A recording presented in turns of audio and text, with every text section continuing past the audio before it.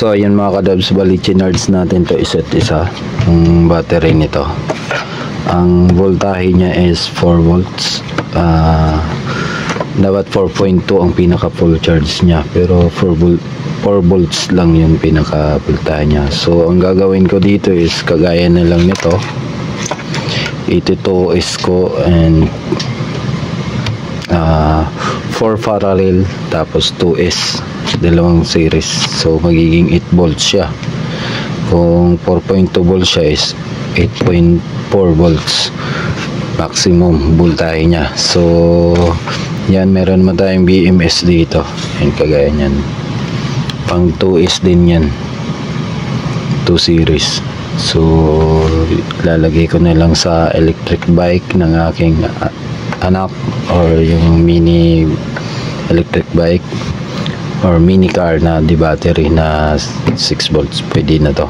So kaya pinull out natin to dito sa ating Romus power bank, kasi ito sira yung module nito.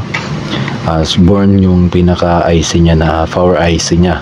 So yun yung nagko-control kasi para ibuhayin tong pinaka board ng ating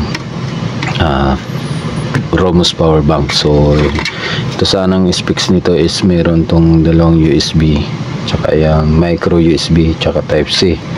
So ang pinaka capacity sana nito is 30,000 milliamp. Yan. So 5 volts 2 amp, yan yung kanyang pinaka ano. So ang ginawa ko, kasi since sira na to, gawin na lang natin tong battery ng ating sa ating anak, mini car niya or yung motorcycle electric niya. So yun lang mga kadabs, and thank you for watching, and thank you sa mga new subscriber natin. Parami na tayo ngayon. Konting ano lang, push lang natin, and maraming salamat sa suporta niyo. So thank you.